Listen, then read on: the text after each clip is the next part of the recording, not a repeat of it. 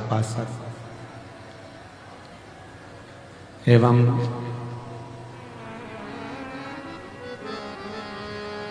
कथा मंडप में ही विराजमान सीहोर क्षेत्रीय लाडले विधायक श्री सुदेश भैया जी राय जी की धर्मपत्नी भाभी जी श्रीमती अरुणा जी राय, जो सदा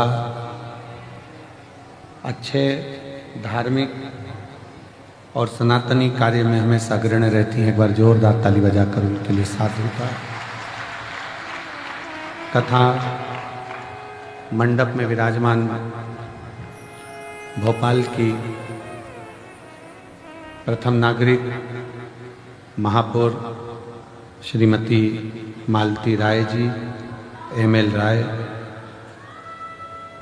इस पवित्र पावन प्रांगण में विराजमान है। एक बार जोरदार ताली बजाकर उनका भी स्वागत वंदन अभिनंदन।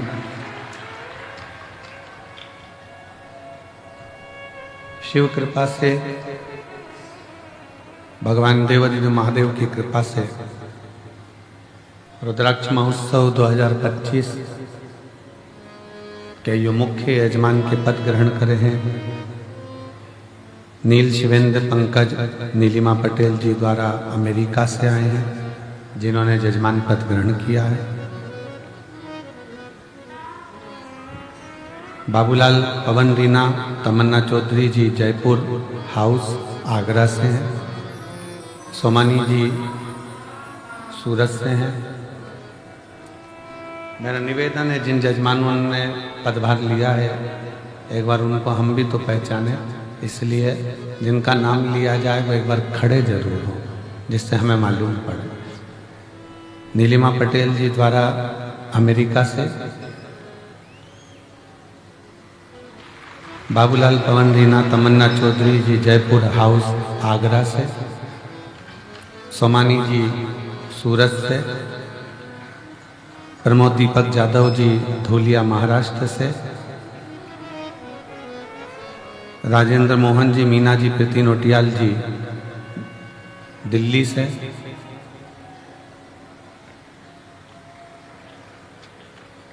विजय कुमार सुहासिनी रामचंद्र सुरशेटवार जी उदगिर महाराष्ट्र से,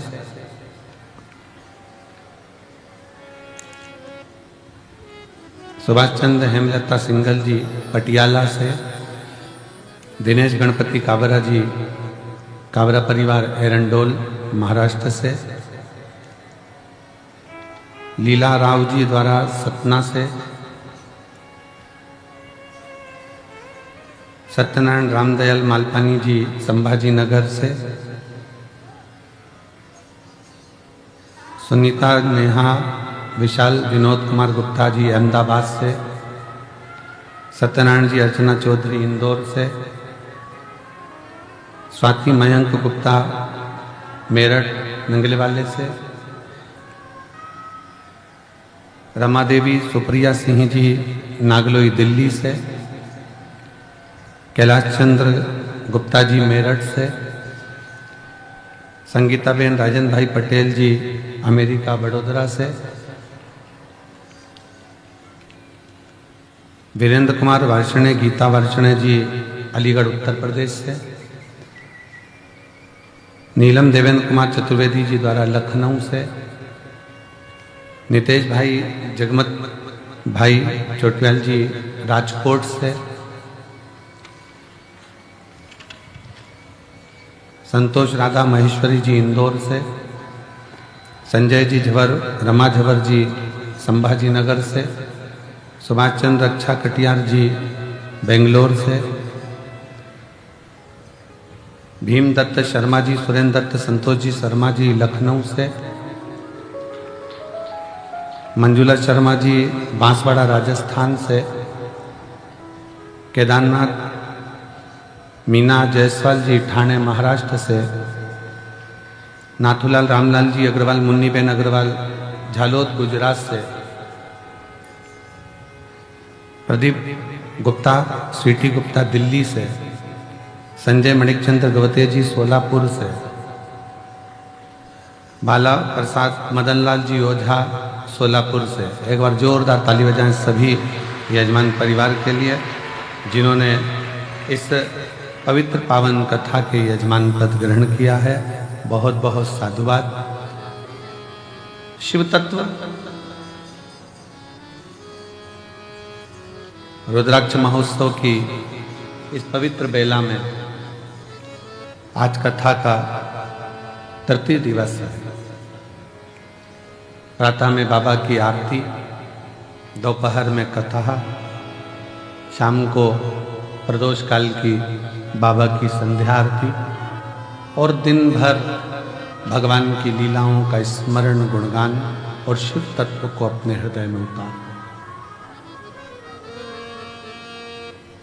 और तेरी कृपा बिना नाहि लगे एक भी अणु लेते हैं श्वास तेरी कृपा से तनु तनु।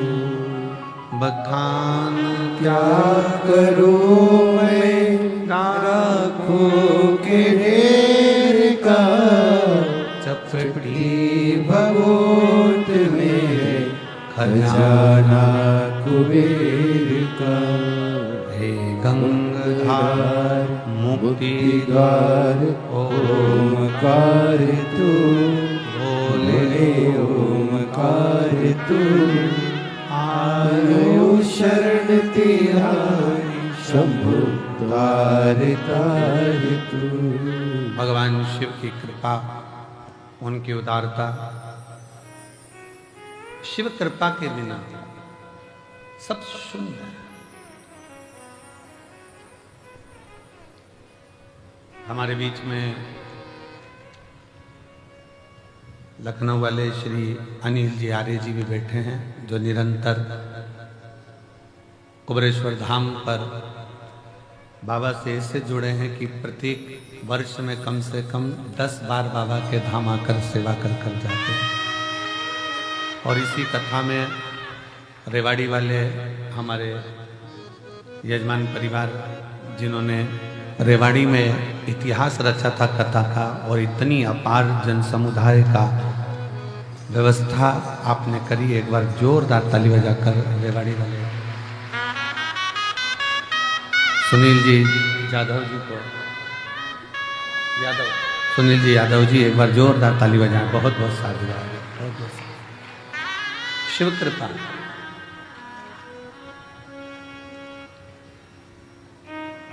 शिव के बिना शून्य जीवन। अब शिव क्या है?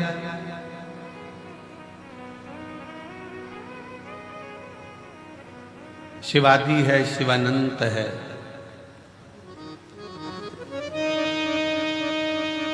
शिव ब्रह्म है, शिव ब्रह्मांड है। शिव काल है, शिव महाकाल है। शिव जल, शिव पाताल है। शिव अगम अनंत आकाश है।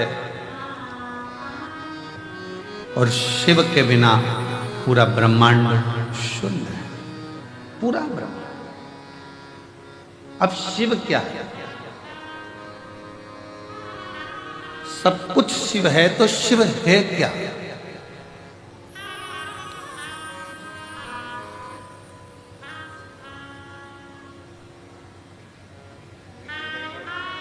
केवल एक पिंडी, शिवलिंग जिस पे हम जल चढ़ाते हैं, वही शिव है? या 12 ज्योतिर्लिंग में जाकर हमने दर्शन किया, दीपदान किया, पूजन करा, बस वही शिव है? या अपने क्षेत्र में जो मंदिर हैं, शिवालय हैं, जिसमें शिवलिंग विराजमान है, जिसकी हम पूजन करने जाते हैं, वही शिव है? क्या वही शिव है? शिव महापुराण की कथा कहती है, कथा कह रही है कि शिव के बिना शून्य है। तो शिव क्या है? शिव पुराण कहती है जो हमारे शरीर में जो श्वास चल रही है, जो धड़कनें चल रही हैं, जो श्वास 21,600 श्वास जो प्रतिदिन इस शरीर से निकल रही है वही शिव है। और शिव गया तो फिर शून्य। शिव के बिना सब शून्य। श्वास चली गई शरीर का क्या मतलब?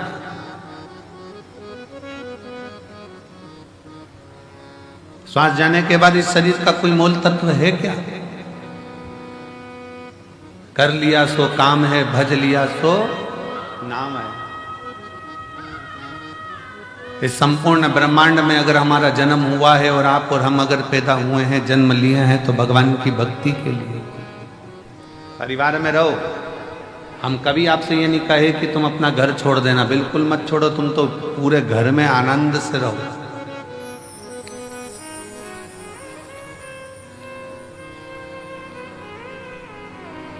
खूब अच्छे से रहो, खूब एंजॉय की जिंदगी जियो, खूब आनंद में रहो। पर जो ये मानव का शरीर मिला है, जो ये मानव का शरीर प्राप्त हुआ है, इस मानव के शरीर को भी श्रेष्ठता में थोड़ा सा जोड़ते चलो। ना जाने पूर्व में कौन सा अपन ने पुण्य करा होगा कि भगवान ने सारे डिपार्टमेंट अच्छे बनाकर भेजे। नेत्र भी दो दिए, सुनने की शक्ति भी दी, हाथ भी दिए, पांव भी दिए, जिह्वा भी दी, पूरा शरीर भगवान ने अच्छा बनाकर भेजा। ये भगवान की कृपा है। थोड़ा सा भी गड़बड़ करके भेज देता तो दिन रात अंदर से कोसते रहते कि तूने मेरा पांव बिगाड़ दिया, तूने मेरा हाथ बिगाड़ दिया, तूने मेरी आंख बिगाड़ दी, तूने मेरा कान बिगाड़ दिया, मुख बिगाड़ दिया। कितनी कृपा, कितनी दया उसने कर कर भेजा। जब देवताओं ने अमृत पी लिया, अमृत पीने के बाद जब देवता सब संतुष्ट हो गए, सब संतुष्ट हो गए, देवियां सब संतुष्ट हो गईं, देवता सब संतुष्ट हो गए,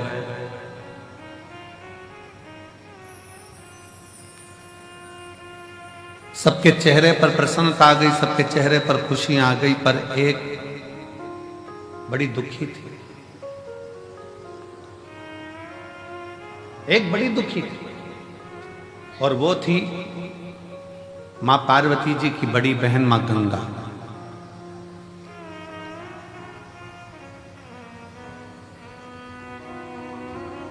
गंगा मैया एकदम स्थिर होकर, स्तब्ध होकर, चुप होकर बैठ गई। पार्वती जी ने पूछा मां गंगा से, जी सारे देवताओं को अमृत मिला है, आपको भी अमृत की प्राप्ति हुई है, क्योंकि आप भी देवी हो। जितने भी देवी देवता इन सबको अमृत की प्राप्ति हुई है। आप भी देवी हो, आप भी देवता में आती हो, देवियों में आती हो, तो आपको भी अमृत मिला। फिर तुम स्तुब्ध क्यों? फिर क्यों चुप? फिर क्यों मौन हुआ? किस लिए? आपके मन में कोई दुख है, आपके हृदय में कोई संकोच है, आपके मन में कोई कष्ट है, कोई दुख है? गंगा मैया की आंखों से नीर बह रहा था, आंसू। पार्वती जी ने फिर पूछा, सारे देवताओं को जो अमृत प्राप्त हुआ उसकी तो खुशी मनाई जा रही है कि हमको अमृत मिल गया। देवताओं को अमृत मिला, वो भी खुशी मना रहे थे, और अपन अमृत स्नान कर कर आए, प्रयागराज गए, स्नान किया, अपन कितने खुश हुए।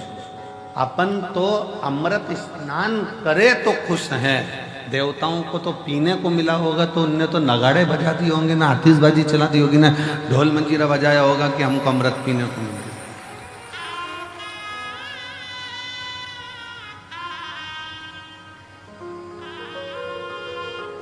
उनको तो कितनी प्रसन्नता हो रही होगी कि हमको अमृत मिला है। अपन तो केवल अमृत का स्नान कर कर आए, कुंभ के मेले में गए, प्रयागराज पहुंचे, प्रयागराज में स्नान किया, स्नान कर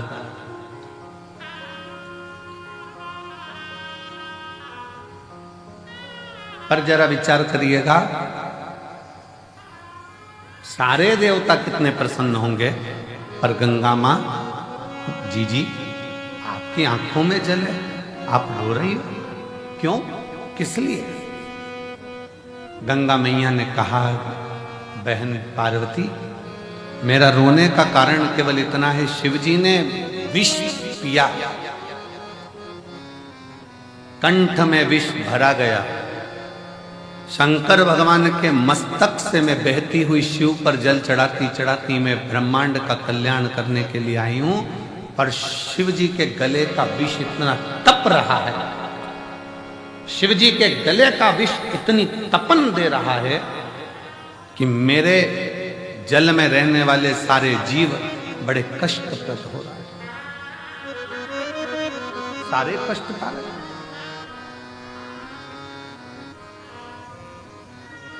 पार्वती जी बोली, हमने तो ये सोचा ही नहीं था, हम तो सोचे कि तुमने अमृत ग्रहण कर लिया, अमृत का पान कर लिया, अमृत तुम्हें प्राप्त हो गया, इससे बढ़कर सुख और क्या चाहिए, इससे बढ़कर श्रेष्ठता और क्या हो सकती।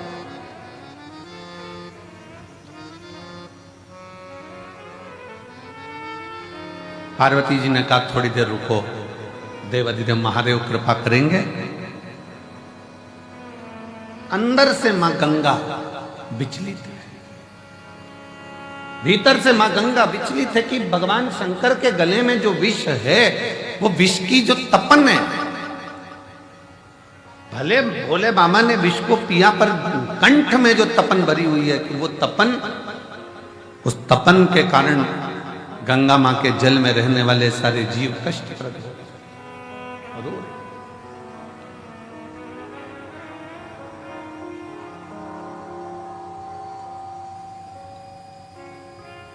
नैनों से जल बह रहा है, आंखों से आंसू निकल रहे हैं, क्यों चिंता करती है? शिव जी जब जागेंगे, आप शंकर जी की आराधना में लग जाओ। गंगा मैया भगवान देवाधिदेव महादेव की आराधना में लग गई।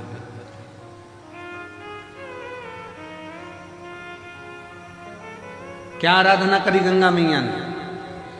अकेले नहीं, मां गंगा का जल जैसा जैसा बहता गया और जितने जितने जीव उस जल के अंदर रहते थे, गंगा मैया ने सबसे कह दिया कि मैं अकेली शिवजी को राजी नहीं कर सकती, सब मिलकर करो। जब सब मिलकर पुकारोगे तो बाबा सुनेगा जरूर। अकेले रहकर टीवी के सामने बैठकर कथा सुनना अलग बात है, मोबाइल लेकर दुकान पर अकेले बैठकर कथा सुनना अलग बात है, पर सामूहिक रूप से जब हम किसी पंडाल में पहुंचते हैं, बाबा कुबेर भंडारी के दरवाजे पर पहुंचकर कथा सुनते हैं, तो उसका फल अलग बात है।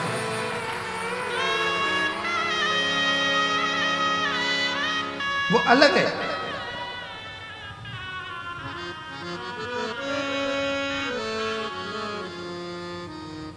जब हम कुबेरेश्वर बाबा के दरवाजे पर पहुंचकर कथा का रसतत्व ग्रहण करते हैं, सामूहिक रूप से बैठते हैं, कथा का लाभ लेते हैं, सामूहिक रूप से बैठकर भगवान शंकर की परम आनंदमय कथा का रसतत्व ग्रहण करते हैं, तो वो अकेले नहीं है, वो अकेले है।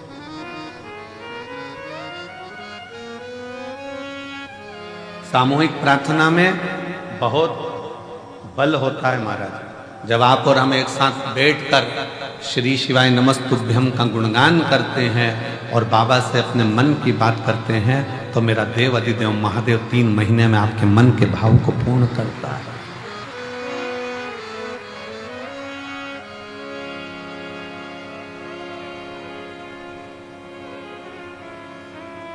और शंभु शरणे पति मांगू घड़ी रे घड़ी, दुख काटो दया करी दर्शन आपो।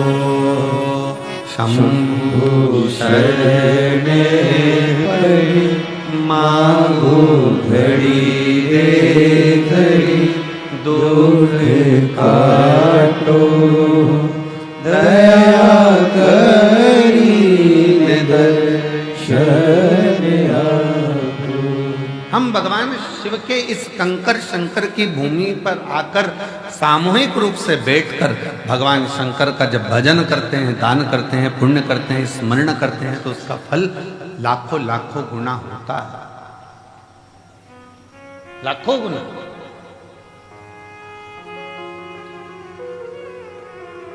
बहुत ध्यान से सुनना, कथा का स्मरण करिएगा बहुत सावधानी से।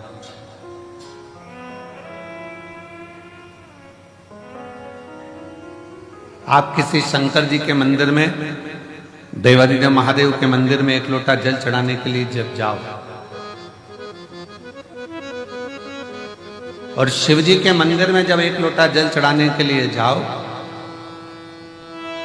8-10 माताएं बैठी हो, 4-5 माताएं बैठी हो, 2-4 माताएं बैठी हो, बच्चे कोई हो, बुजुर्ग कोई हो, बूढ़ा कोई हो, पुरुष कोई हो, स्त्री कोई हो, कन्या कोई हो, बेटी कोई हो, और भगवान शिव को आप जब एक लोटा जल समर्पित कर रहे हो, सब बैठे हैं, सब पूजन कर रहे हैं, सब अर्चना कर रहे हैं, सब जल चढ़ा रहे हैं, सब भक्ति कर रहे हैं, और उसी में तुम भी पहुंच गए, आप भी पहुंच गए, एक लोटा जल चढ़ाना प्रारंभ कर दिया। और जब जल चढ़ाना प्रारंभ करा तो समझ लेना कि आज इतनी सारी माताएं जब एक साथ जल समर्पित कर रही हैं, एक साथ भगवान को पुकार रही हैं, तो भगवान की भक्ति में कोई ना कोई एक ऐसी इसमें स्त्री होगी, एक कोई बच्चा, कोई उसमें कोई ना कोई एक ऐसा होगा, और वो अकेला जब शंकर जी को पुकारेगा तो उसके बल पर हम भी तर जाएंगे और हमारा भी कल्याण। कोई अकेला, कोई एक, ऐसी तो बंद कर दो, आवाज आ रही है।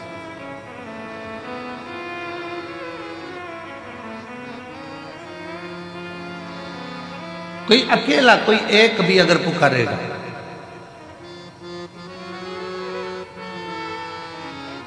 और अकेला यदि एक भी अगर उसमें से पुकारता है और उसमें से 10 हैं, अच्छा देखो बहुत सरल बात, उसे समझे जरा सा, और सरल भाषा में समझो, इससे समझ में नहीं आए तो और सरल भाषा में समझो। सब्जी वाले के पास जाओ और उससे अकल लो थोड़ी सी। सब्जी वाला क्या अकल देता है, क्या बुद्धि देता है? वो सब्जी की दुकान पर बैठे बैठे मिर्ची को छांट कर अलग करता रहता है, आलू को छांट कर अलग करता रहता है, प्याज को छांट कर अलग करता है, लहसुन को छांट कर अलग करता है, संतरे वाला संतरे को छांट कर अलग करता है, केले वाला केले को छांट कर अलग करता है, अंगूर वाला अंगूर को छांट कर अलग करता है। क्यों अलग कर रहा है? उसको मालूम है अगर एक केला सड़ा इतने केलों में बैठ गया तो वो सारे केलों को सड़ा देगा। एक टमाटर सड़ा इतने सारे टमाटर को सड़ा देगा। एक आलू सड़ा इतने आलू को सड़ा देगा। एक मिर्ची सड़ी बहुत सारी मिर्ची को सड़ा देगी। एक जरा सा कोई चीकू सड़ा बहुत सारे चीकू को सड़ा देगा। अब उससे आप समझें, एक इतनों को बिगाड़ सकता है तो कोई एक इतनों को तार भी सकता है। एक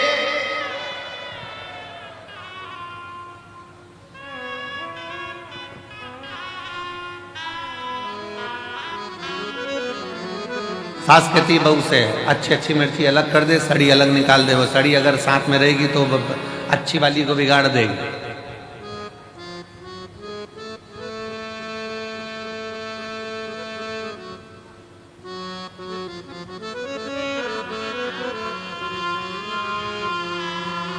सास की जिस बहू से नहीं बनती है ना, और बेटे की नई बहू आ रही होती है ना, और जिस बहू से नहीं बनती वो 4-6 में से किसी एक में से, और 4-6 में से एक से नहीं बनती है और नई बहू आ रही होती है ना, तो वो जिससे नहीं बनती है ना उस बहू को उसके बाद जाने ही नहीं देती, उसके बाद पहुंचने ही नहीं देती। क्यों?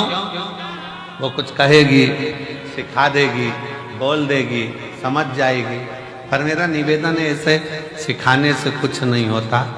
सिखाने को तो कितना कितना दशरथ जी के नगर में माता कैकेयी को कितना कितना सिखाया गया, समझाया गया, पर कैकेयी की बुद्धि में अच्छा बैठा गया। और विभीषण के यहाँ, रावण के यहाँ कितना कितना लंकाधिपति रावण कैसा था और उसके घर में कैसा कैसा उत्पात मचता था, तो भी कुछ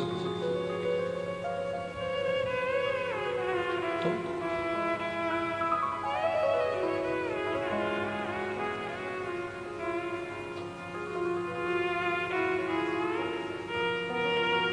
दस पांच माताएं बैठकर भजन कर रही है, साधना कर रही हैं, अर्चना कर रही हैं। कितना सुंदर। माँ पार्वती मैया जब छोटी सी अवस्था में, बाल्य अवस्था में भगवान शंकर की आराधना करने के लिए बैठती हैं, तो अकेली नहीं बैठी हैं, अपनी सहेलियों को साथ लेकर बैठी। इसका प्रमाण काय में मिलेगा गुरुजी? तो इसका प्रमाण मिलेगा हरतालिका तीज की कथा।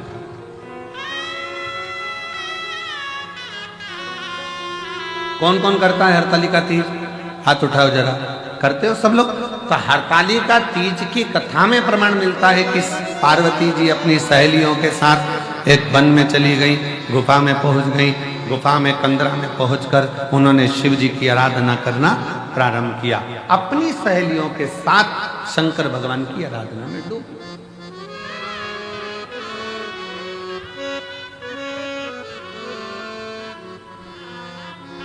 शिव जी की आराधना में डूब।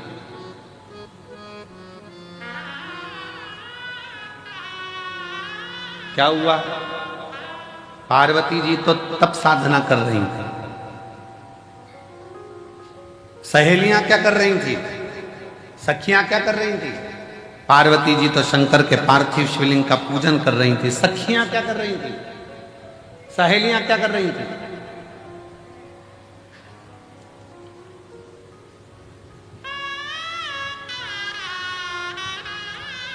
ये ऐसी बंद कर देना बाबू। सहेलियां क्या कर रही हैं? सखियां क्या कर रही हैं?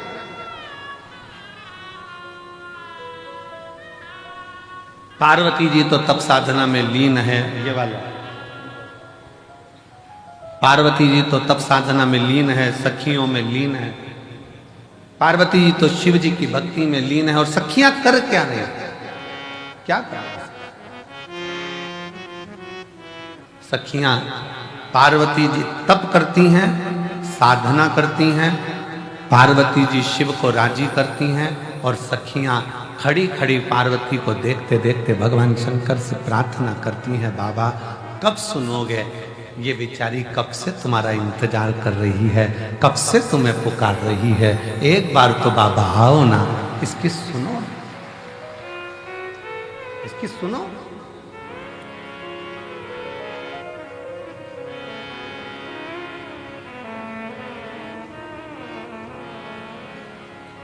और मुझे तेरा ही सहारा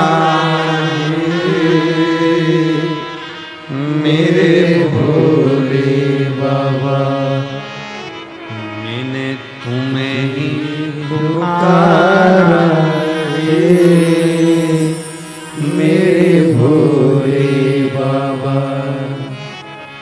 कब से खड़ी हूँ झोली पसार, क्यों ना सुने तू मेरी पुकार।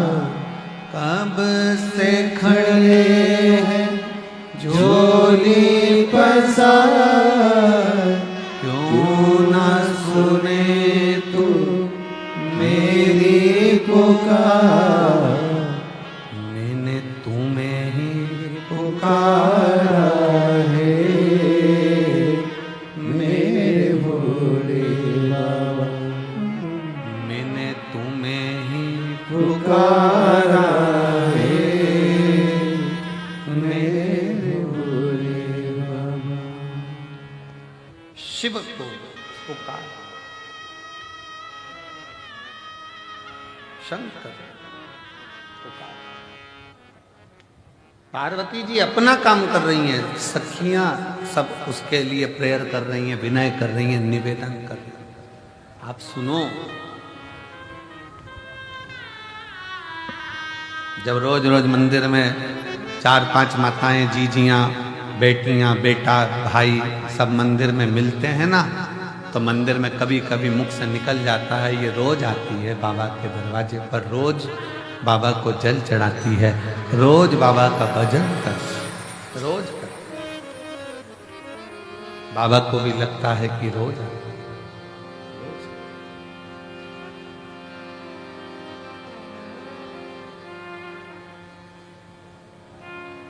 प्रतिदिन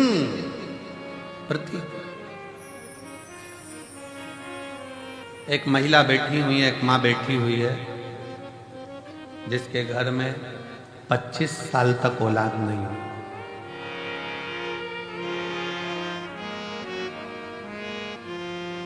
अब उसने इलाज करवा लिया, सब दूर से प्रार्थना कर ली, सब जगह से। आखिरी में एक दिन उसके मोहल्ले में कोई ने कहा कि अगर 24-25 साल हो गए हैं तो कहा कि अब मैं माँ कभी नहीं बन सकती, ऐसा है। जब इतने साल, 25 साल बहुत होते। अब शादी के 25 साल, जरा विचार करिएगा, जब औलाद का 24-25 साल तक सुख ना हो तो वो कितना मन में कचोटता होगा।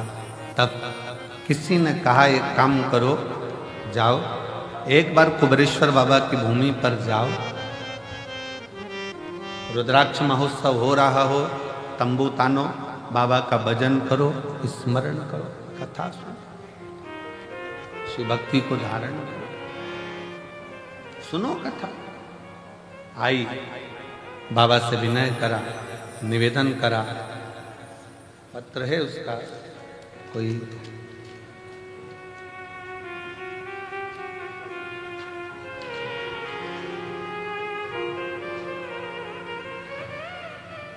अहमदाबाद नरोड़ा में, बड़ौदा में रहती हैं, अहमदाबाद नरोड़ा में रहती हूँ। कहीं बैठी हैं जिन्होंने पत्र लिखा है, आई आ जाओ, एक बेल पत्र लेकर जाना।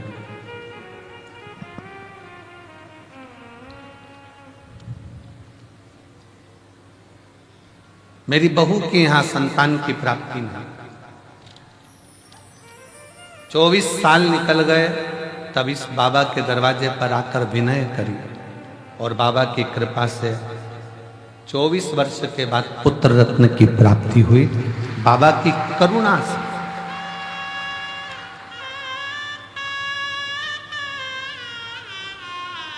शिव किसको कहते हैं, शंकर किसको कहते हैं, उसकी उदारता क्या होती है। मैं अहमदाबाद की रहने वाली हूं, गुजरात से हूं। शिव तत्व किसको कहते हैं, आप उसके आश्रित तो होइए, वो रास्ते खुलता चला जाता, मार्ग बनाता चला जाता। पर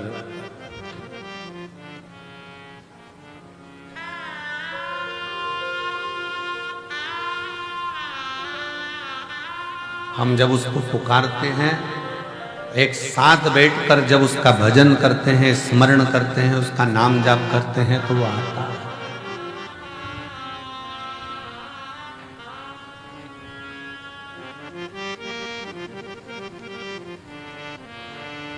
सामूहिक प्रार्थना में बहुत बड़ा बल होता है, बहुत बड़ा सामूहिक प्रार्थना।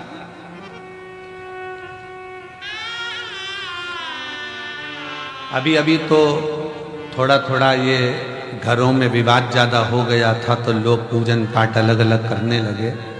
पर मेरी बुजुर्ग माताएं, जितनी बूढ़ी बूढ़ी माँ बैठी हैं, ईमानदारी से बोलना, तुम्हारे घर में देवी का पूजन भी साथ में होता था, देवता का पूजन भी साथ में होता था, नवरात्रि में अष्टमी नवमी साथ में पूजन होती थी।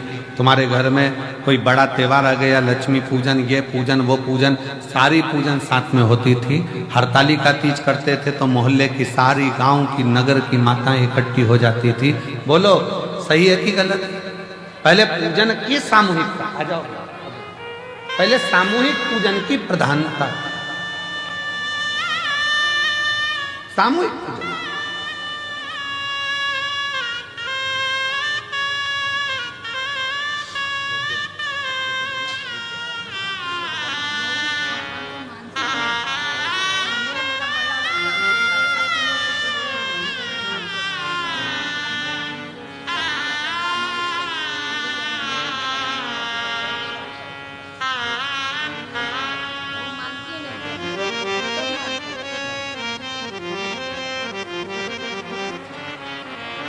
जी कह रही हैं कि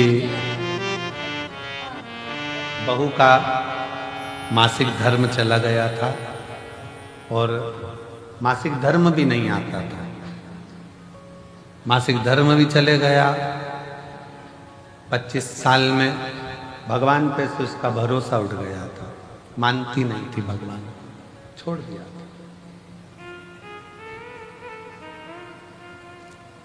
होता है लोगों के मन में चोट पहुंच जाती है, मैं इतने साल से भगवान की पूजन कर रही हूं, भगवान सुन ही नहीं रहा, तो मानना बंद कर दो। पर माता जी बोली कि मैं उससे बोली तू एक बार तो चल इसके दरवाजे पर, उसके बाद तू कहीं मत जाना, एक बार तू इसके दरवाजे पर चल, उसके बाद तू कहीं मत जाना।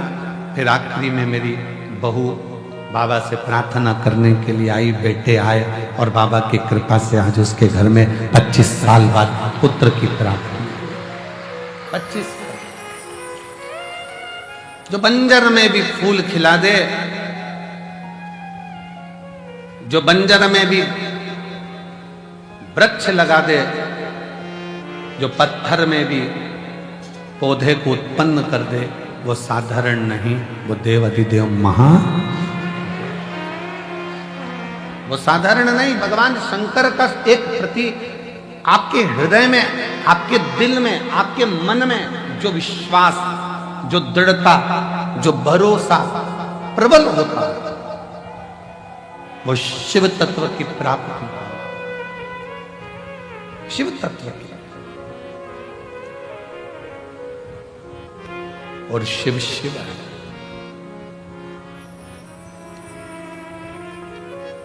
पार्वती जी भगवान शंकर की भक्ति में लीन है। साथ में सखियां सहेलियां भले पूजन नहीं कर रही हैं, पर वो पार्वती जी को देखकर, पार्वती जी के विचारों को देखकर, पार्वती जी के भाव को देखकर वो सब पार्वती जी से नमन कर कर प्रार्थना कर रही हैं कि आपसे विनती है, आप स्वीकार करें। शिव जी पार्वती जी को दर्शन दर्शन। कभी जिंदगी में सत्संगियों का संग, सत्संगियों का संग, भजनावलियों का संग जब सामूहिक रूप से बैठकर भगवत भजन करा जाए, स्मरण करा जाए, कीर्तन करा जाए, मंत्र जाप करा जाए, नाम जाप करा जाए, तो उसका फल मिलता जाए। सत्संगियों का संग,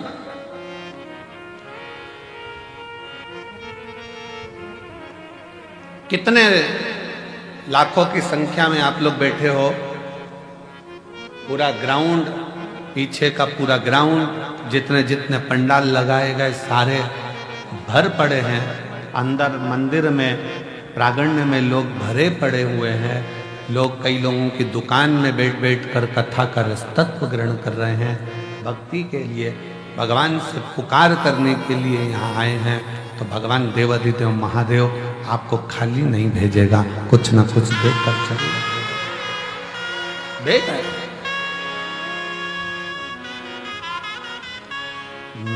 मैंने तुम्हें ही पुकारा,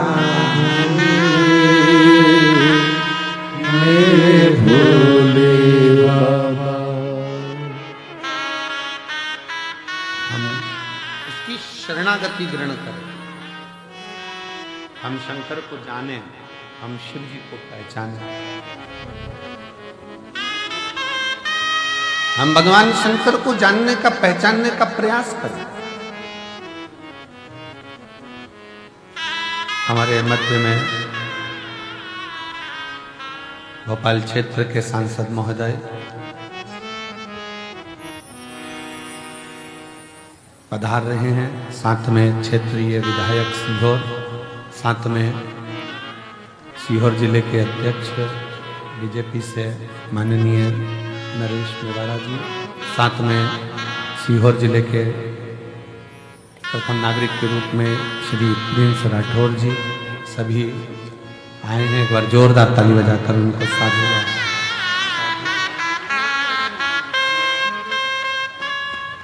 शिव शिव शंकर शंकर शिवोगढ़।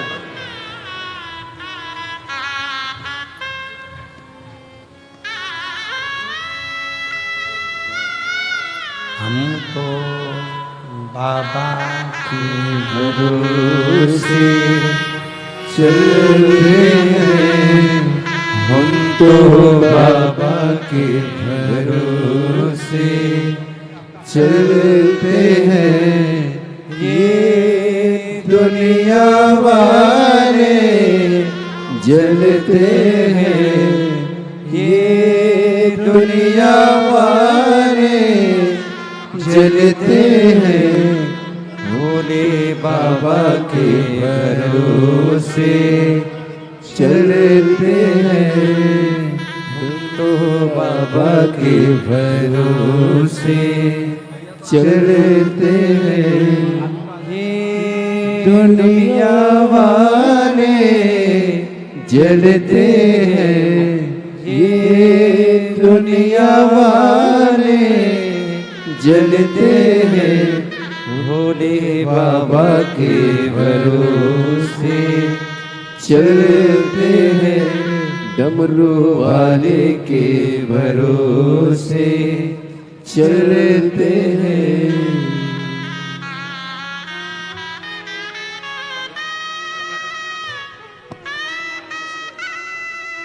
बाबा ने हमको चलना सिखाया, बाबा ने हमको चलना सिखाया। सब भक्तों से मिलना सिखाया, सब भक्तों से मिलना सिखाया। हम तो सीना ताने के चलते हैं, हम तो सीना ताने के चलते हैं। ये दुनिया वाले जलते हैं, ये दुनिया वाले जलते हैं।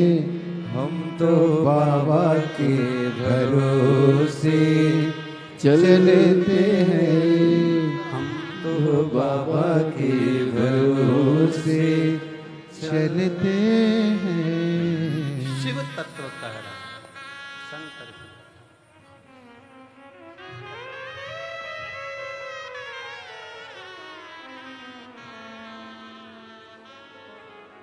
हमारे बीच में सन्नी भैया महाजन पधारे, एक बार जोरदार ताली बजाकर उनका साधुवाद। शिव तत्व किसको कहते हैं? शिव की शरणागति, जो श्वास चल रही है, जो श्वास निरंतर चल रही है, वो शिव का ही एक प्रतिबिंब स्वरूप, शिव का एक प्रतिबिंब।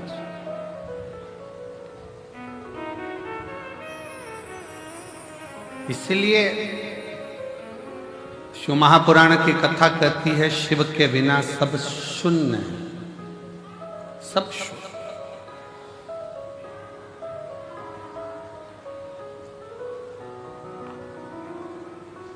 शिव के बिना सब शून्य। श्वास है तो शिव।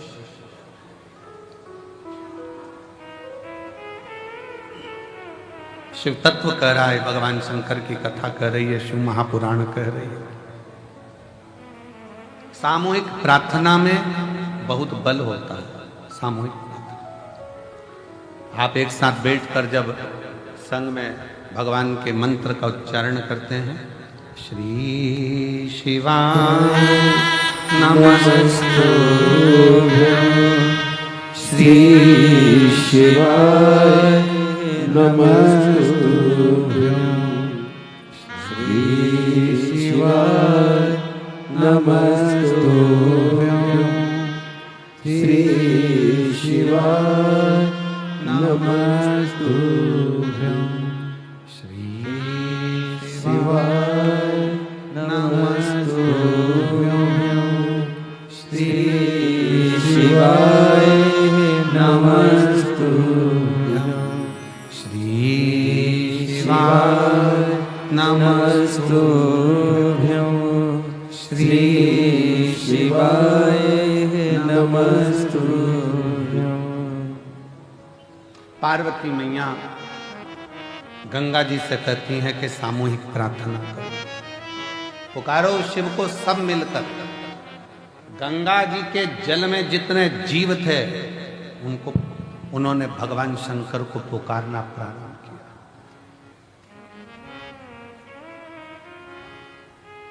खूब पुकारा। गंगा जी भी पुकार रही हैं, गंगा जी के जल में रहने वाले जीव भी पुकार रहे हैं। शिव जी का नेत्र खुल गया, शंकर भगवान का नेत्र खुला और शिव जी ने पूछा, क्या बात है गंगा?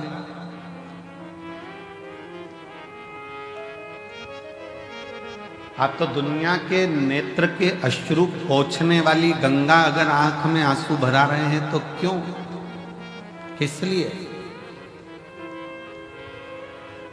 गंगा जी कहती हैं कि आपके कंठ में जो विष की भरा हुआ है, उसकी जो तपन है, वो तप के कारण, विष की तपन के कारण गंगा के जल में जो जीव हैं वो भी थोड़े तप रहे। आप कृपा करिए। शिव जी ने उसी समय एक क्षण की देरी नहीं करी, एक क्षण की।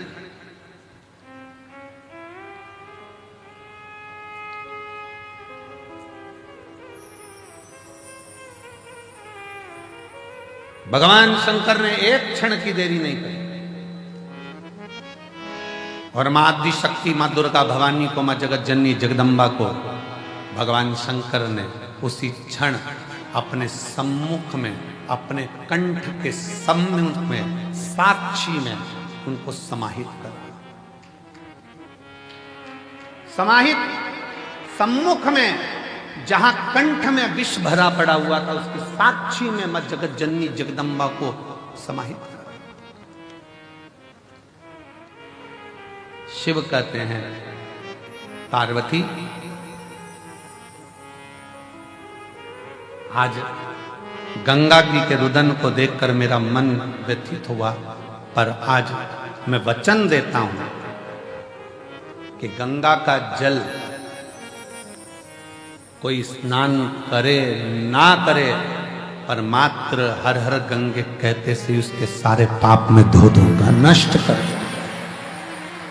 हर हर गंगे कहते से मैं उसके पापों को समाप्त कर दूंगा, उसके दुखों को समाप्त कर दूंगा।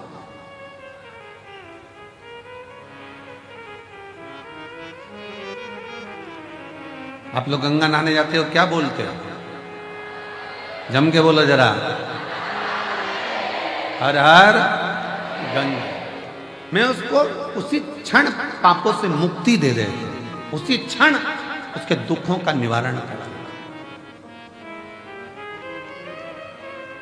और हम तो कहेंगे आप सबसे, चाहे घर में नहाओ, चाहे तीर्थ में नहाओ, चाहे कुबेरेश्वर धाम पर नहाओ, चाहे कहीं पवित्र नदी पर जाकर स्नान करने जाओ, नहाओ, पर वहां पर भी एक बार जम के चिल्लाकर पानी पहला डब्बा जैसे ही सिर पे जाए, पहला डब्बा जैसे ऊपर जाए, वैसे ही चिल्लाए, हर हर गंगे। कम से कम गंगा मैया हमारे पूर्व के पाप को काटती तो जाए।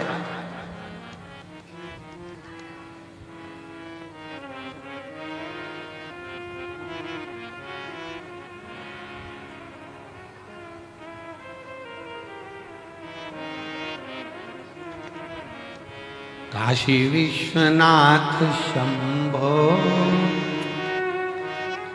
विश्वनाथ गंगे हरे हरे महादेव शंभो काशी विश्वनाथ गंगे। भगवान शिव कहते हैं मेरे नाम के साथ गंगा के नाम को जोड़ा जाता है। वो जोड़ने का कारण केवल इतना सा है कि गंगा मैया सबके दुख को देखकर दुखी हो गई थी कि इनका होगा क्या, इन जीवों का कल्याण कैसे होगा।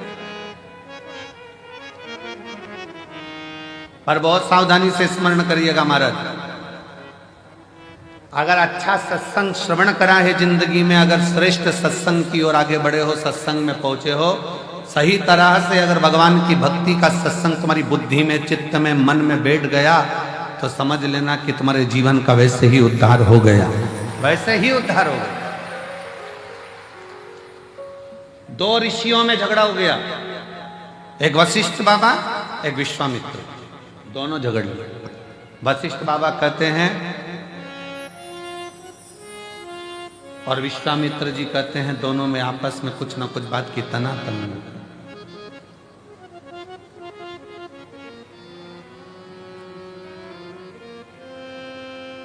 विश्वामित्र जी कह रहे हैं कि तप बढ़ा, वशिष्ठ बाबा कहते हैं भगवान शंकर का जो सत्संग, शिव की जो कथा, शिव महापुराण की जो कथा, वशिष्ठ बाबा कहते हैं कि ये शिव नाम का सत्संग, शिव पुराण, भगवत भजन, ये बड़ा सत्संग बड़ा। दोनों में झगड़ा हुआ, दोनों झगड़ा करते करते ब्रह्मा जी के पास पहुंच गए।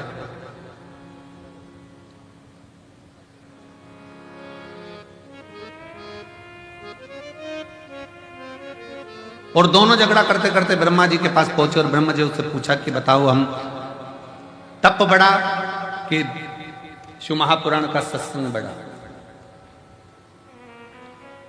तप बढ़ा कि सत्संग बढ़ा। ब्रह्मा जी मन में सोचे अगर मैंने एक भी नाम ले दिया तो ये दोनों मेरे प्राण खाएंगे। जब उलझन उत्पन्न होती है तो बीच में कोई नहीं आता। ब्रह्मा जी ने कहा मेरे पास में इसका उत्तर नहीं है, तुम भगवान नारायण के पास जाओ। नारायण के पास पहुंच गए। बताओ तप बढ़ा कि शंकर जी की सुनी हुई कथा का सत्संग बढ़ा। भगवान विष्णु तो चरण दब रहे थे, नारायण आराम से सो रहे थे। लक्ष्मी जी चरण दबाती दबाती, लक्ष्मी जी ने भी देख लिया दोनों आए हैं और दोनों बहुत बड़ा प्रश्न लेकर आए, उत्तर देना बड़ा कठिन काम। तप का बोलेंगे तो सत्संग छूट जाएगा, सत्संग का बोलेंगे तो तप छूट जाएगा। कहां करा जाए? लक्ष्मी जी और जम के पांव दबाई, जैसे ही पांव दबाई नारायण समझ गए उलझट्टा सामने खड़ा है।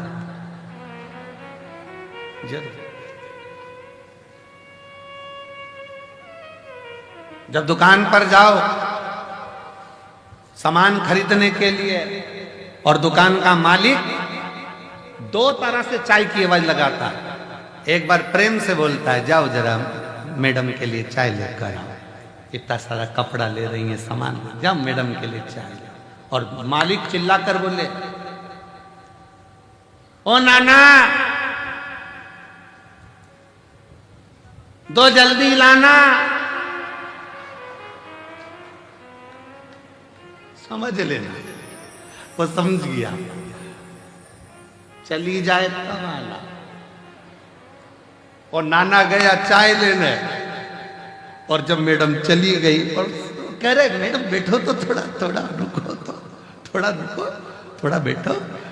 अब हम बोले नाना हमको तो जाना है, हमको तो जाना है। ओ नाना दो चाय जल्दी। गया नाना, क्योंकि नाना को पहले से सिखा के रखा था चले जाना आराम से घर घूम के आ जाना, थोड़ी देर बाद जैसे चाय लेने जाए फिर हम बुलाए तब गए।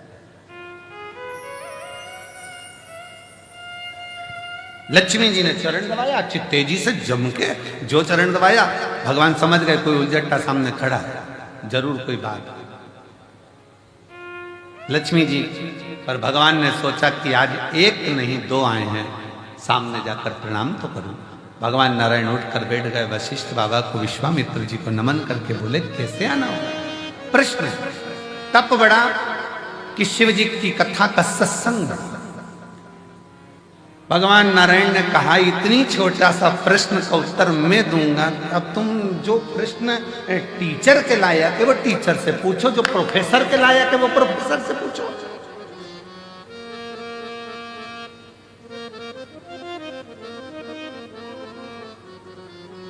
अब तुम्हें प्रश्न करना चाहिए टीचर से, तुम कर रहे हो प्रोफेसर से।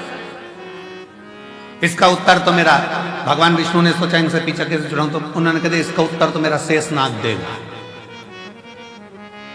अब शेषनाग 1000 फण से, लाखों आंखों से शेषनाग भगवान नारायण को देख रहे, प्रभु मुझे उलझा दिया, मुझे।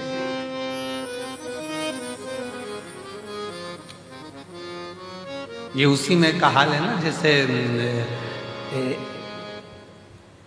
भगवान कृष्ण से नंद बाबा, एक बार नंद राय जी बैठे हुए थे और भगवान कृष्ण आंगन में खेल रहे थे। खेलते खेलते भगवान कृष्ण ने मोर को देखा। मोर देखते से ही नंद बाबा के पास में आके उनकी गोदी में बैठ गए। देखते से ही बोले, कितना सुंदर है ना बाबा। बाबा बोले, हाँ। कौन है बाबा? तो कि मोर है। बाबा मोर मतलब? बाबा ने कह दिया ये दूल्हा है। तो बाबा इसकी दुल्हन कहाँ है? बाबा ने कभी आएगी। थोड़ी देर बाद मोर नहीं आ गई, तो कि दूल्हे। बाबा आप दूल्हा हैं? हाँ। यशोदा मैया दुल्हन? हाँ। बाबा मैं दूल्हा कब बनूंगा? तो तुरंत नंद बाबा ने मोर का पंख उठा के कन्हैया की चोटी में लगा दिया, तो आज से दूल्हा। अब एक दिन कन्हैया जी दूल्हा तो बन गए। थोड़ी देर बाद भगवान नंद बाबा के पास जाकर बोले, बाबा। बाबा बोले, क्या है? दूल्हा तो बन गया, दुल्हन?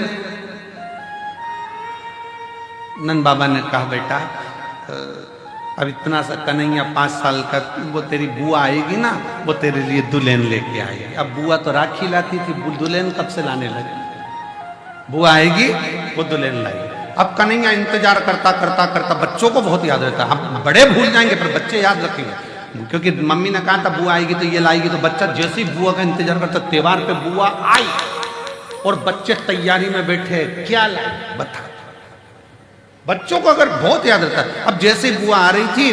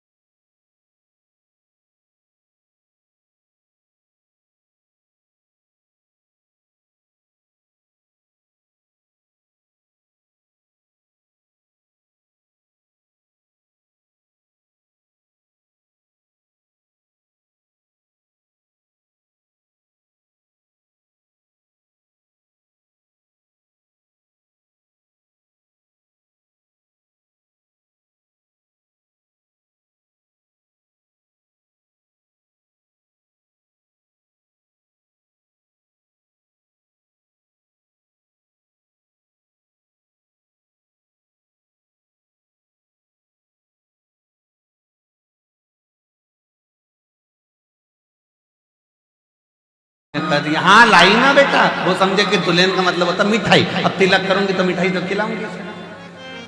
लाई ना कहाँ है? छकड़े में, बैलगाड़ी में। जो सुना बैलगाड़ी में, कन्हैया बैलगाड़ी की ओर भागा। सुनंदा जी अंदर गई, क्या बात है भैया, क्या हो गया? नंद बाबा ने कहा कि बात ऐसी है कि कन्हैया बहुत दिन से दुल्हन दुल्हन कर रहा था, मैंने कह दिया था बुआ लाएगी, अब क्या होगा जीजी समझ में नहीं आ रहा है, पूरा राखी का त्योहार बिगाड़ देगा ये लाला। तो इतने में सुनंदा जी बोली तुम चिंता मत करो, मैं आ रही थी बरसाना से, तो वहाँ पर ब्रजभानु जी की छोरी बोली कि काकी कहाँ जा रही है? तो कहा मायके, अब की बार मुझे भी घुमा ला, मैं उसको अब की बार छकड़े में बिठा कर ले आई हूँ, मैं अब की बार छकड़े में बिठा कर ले आई हूँ।